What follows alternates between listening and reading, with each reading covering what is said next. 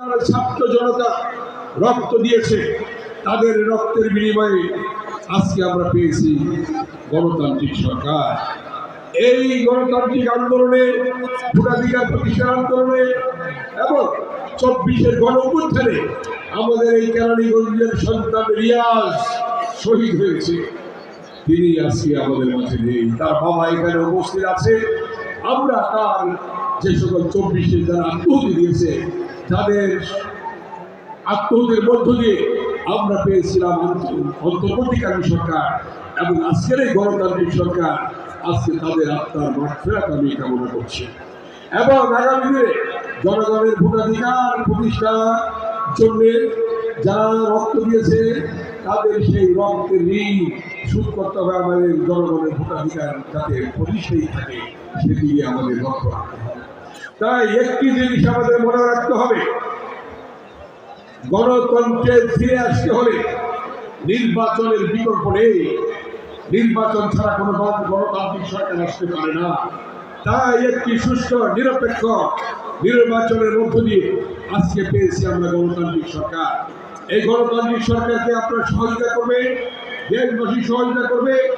যারা তারেক রহমানের নেতৃত্বে, মাননীয় প্রধানমন্ত্রী জনাব তারেক রহমানের নেতৃত্বে আমরা আগামী দিনে এই দেশকে গড়ে তুলব এবং এই কেরানীগঞ্জের জনগণের কাছে 1991 সাল থেকে আমাদের প্রতিশ্রুতি ছিল যে সেদিন সন্ত্রাসমুক্ত কেরানীগঞ্জ আমরা গড়ে তুলব।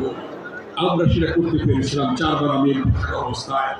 এবং আমার ওয়াদা ছিল কেরানীগঞ্জের মানুষের কাছে, আমরা জিঞ্জিরা বাবুবাজার ব্রিজ করবো।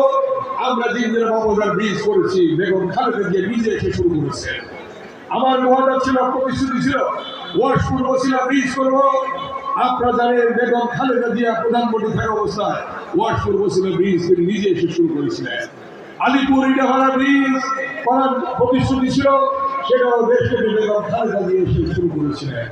এবং এই কেরানীগঞ্জের কুমিল্লা থেকে হযরতপুর পর্যন্ত তখন আনডিভাইডেড কেরানীগঞ্জ থেকে আমি 4 বার এমপি হয়েছিলাম। এই কেরানীগঞ্জের অলি গলি, রাস্তাঘাট, স্কুল, কলেজ এবং ফায়ার সার্ভিস স্টেশন সহ আমরা সকল পর্যায়ে উন্নয়ন করেছি, যার ফলশ্রুতিতে জনগণ আজকেও আমাদের সমর্থন দিচ্ছে। ইনশাআল্লাহ জনগণের যে প্রত্যাশা, এবারের যে আমার প্রতিশ্রুতি, এই ঢাকা 2 আসনকে আমরা সন্ত্রাস মুক্ত এলাকা হিসেবে দেখতে চাই। আমরা ঢাকা 2 আসনকে চাঁদাবাজ মুক্ত এলাকা দেখতে চাই। আমরা ঢাকা 2 আসনকে মাদক মুক্ত এলাকা দেখতে চাই। আমরা ঢাকা 2 আসনকে ভূমি দখল মুক্ত এলাকা দেখতে চাই। আমরা ঢাকা 2 আসনকে শান্তির নীড় হিসাবে স্বাচ্ছন্দ্যে যাতে জনগণ বসবাস করতে পারে, সেটা আমরা প্রতিষ্ঠা করতে চাই। অতএব এই ব্যাপারে আপনাদের সহযোগিতা প্রয়োজন। যেখানে মাদক দেখবেন, যেখানে অন্যায় দেখবেন, যেখানে সন্ত্রাস দেখবেন, যেখানে অত্যাচার দেখবেন, আইন শৃঙ্খলা রক্ষাকারী বাহিনীকে সাথে সাথে জানাবেন, আমাদেরকে জানাবেন। আমরা সে ব্যাপারে প্রয়োজনীয় ব্যবস্থা গ্রহণ করব। আমরা কখনোই সন্ত্রাসের কাছে মাথা নত করিনি, চাঁদাবাজদের কাছে মাথা নত করিনি, মাদকের কাছে মাথা নত করিনি। আমরা সেটা অব্যাহত রাখবো ইনশাল্লাহ। আমি এবং আমার সাথে যারা বিএনপি অঙ্গ নেতা আছে, এই ঢাকা 2 আসনে আমার শ্রদ্ধেয় মুরব্বীরা আছেন, বিশিষ্ট ব্যক্তিবর্গ আছেন, যারা যে যেখানে আছেন, আপামর মা বোনেরা আছেন, প্রত্যেককে সজাগ থাকতে হবে, সতর্ক থাকতে হবে।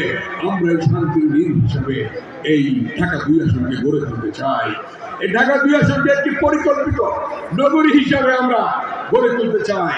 যেমন 10 ফিট রাস্তা আছে পাকা, ডান দিকে বা দিকে দেখা যাচ্ছে, সেই পাকা রাস্তার পাশে ওয়াল করা হচ্ছে, সেই পাকা রাস্তার পাশে দেওয়াল করা হচ্ছে, ঘর করা হচ্ছে। সেটা না করার জন্যে আমার বিনীত অনুরোধ থাকবে। আমি উপজেলা পরিষদের প্রথম বিধি এটা বলেছি, এই জন্যে একটি পরিকল্পিত নগর হিসাবে গড়ে তুলতে হবে। একটি প্রশস্ত রাস্তা থাকতে হবে, একটা অ্যাম্বুলেন্স ঢুকতে পারে না এমন অবস্থায়, একটা লাশ বেরোতে পারে না এমন অবস্থায়, এমন পরিস্থিতি সৃষ্টি হয় রাস্তাঘাটের মধ্যে, তাহলে কিন্তু আমাদের জন্য খুবই এটা অসন্তোষজনক হবে। এই জন্যে এই কেরানীগঞ্জের তথা আমিনবাজার, ভাকুরতা, তেঁতুলজোড়া সহ ঢাকা 2 আসনের আমার শ্রদ্ধেয় জনগণের কাছে আমার অনুরোধ থাকবে, আপনারা সহযোগিতা করবেন। আমরা এই এলাকাকে ড্রেনেজ ব্যবস্থা তৈরি করে আমরা পানি নিষ্কাশনের ব্যবস্থা করব। যেখানে গ্যাস নেই আমরা গ্যাস দেওয়ার ব্যবস্থা করব। আমি 1991 সালের পরে কেরানীগঞ্জে গ্যাস ঢুকিয়েছিলাম এবং সেই গ্যাসের সাপ্লাই আজকে কমে গেছে, সাপ্লাই নাই। আমি কথা বলেছি, আমার মা বোনেরা এখানে উপস্থিত আছেন, অনেক মা বোনেরা, হাজার হাজার মা বোনেরা আমার মা দিকে আছেন।